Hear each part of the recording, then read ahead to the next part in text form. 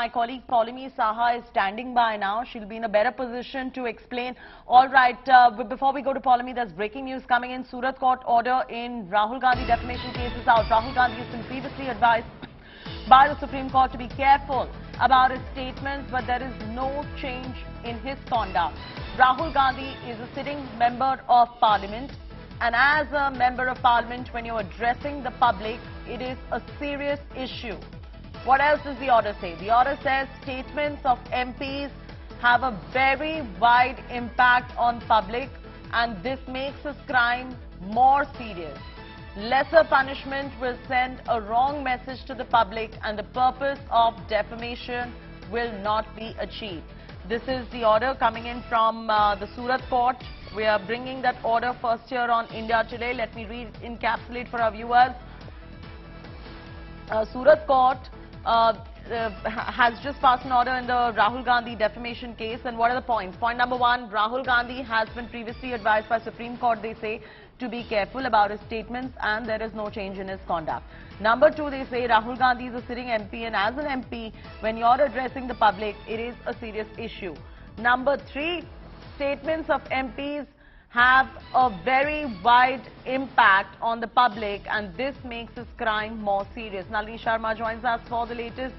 Nalini, here, of course, particularly we are discussing about Rahul Gandhi, but there have been many netas in the past who have indulged in defamatory remarks in their rallies or what have you. The list is endless. Having said that, in this particular case, the court has gone ahead and said that he's been advised by the Supreme Court before, and there has been no change in his conduct now. And now, legally, what are the options that lie before Rahul? Well, Jyoti, there's no doubt about the fact that Rahul Gandhi's legal team will be approaching the Sessions Court, challenging not only the conviction that has been granted to him in this defamation case, but also the 2-year sentence that has been given to him by the Court of the Chief Judicial Magistrate. But a very important point that is coming across in this order, and it's a 178-page order that has been pronounced by the CJM court, where Rahul Gandhi has been found guilty of criminal defamation.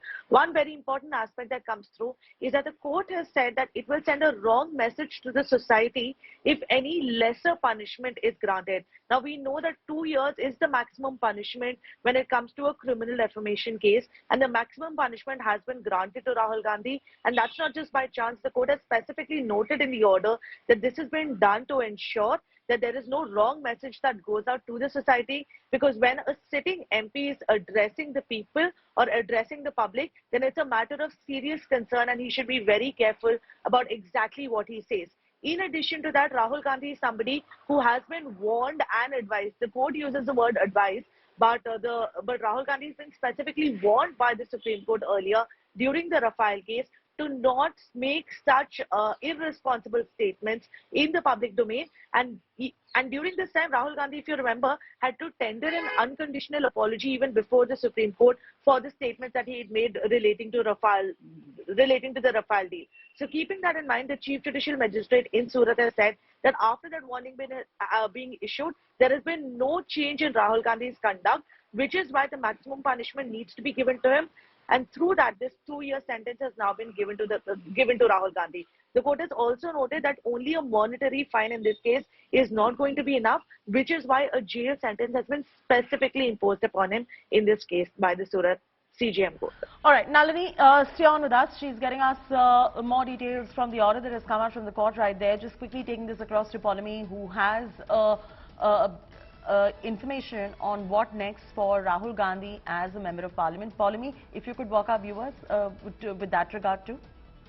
That's right. There are a couple of scenarios, Chetty, that could possibly transpire in the wake of this verdict and the sentencing of Rahul Gandhi to 2 years of imprisonment and the fine that he has to pay. Rahul Gandhi faces immediate disqualification as Wayanad MP. Now, this is what the INB Ministry Advisor Kanchan Gupta, who's tweeted the sequence of events, he's saying. He believes that Rahul Gandhi faces immediate disqualification because the sentence pronounced is 2 years, and that is what Section 8 of the Representation of People's Act basically says. Rahul Gandhi may face a 6-year ban from post. That is what happens when you are in fact disqualified as the Member of Parliament. Rahul Gandhi is going to move Sessions Court to, in fact, stay the conviction from the lower court. That is what we heard from Advocate Kirit Panwala just a short while ago. He has a 30-day window.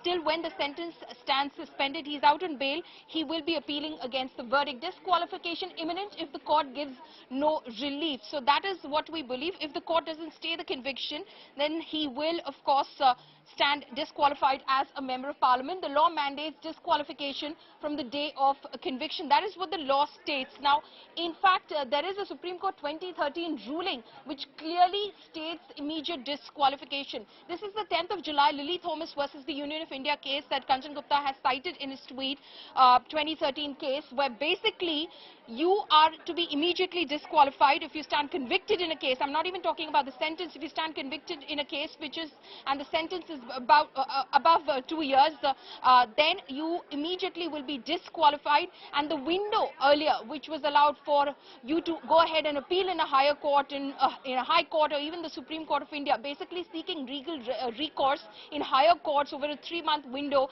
that appeal period has been done away with as far as the Supreme Court ruling is concerned, which is why Azam Khan's son, Abdullah Azam Khan, if you remember, earlier this year, he stood disqualified as a member of the UP Legislative Assembly after his conviction in a 15-year-old case. Abdullah Azam Khan was convicted and sentenced to 2 years imprisonment. He represented the Rampur Assembly seat. He was immediately disqualified. So he could keep challenging that order, but given that he stood convicted and the sentence was for 2 years, he was immediately disqualified, and which is why the Ministry of INB advisor Kanchan Gupta, who's tweeted out a sequence of events, he states that clearly Rahul Gandhi is not above the law, and hence because he's sentenced for 2 years, he will be is likely to be immediately disqualified as a member of parliament, even if he goes ahead and appeals this lower court verdict.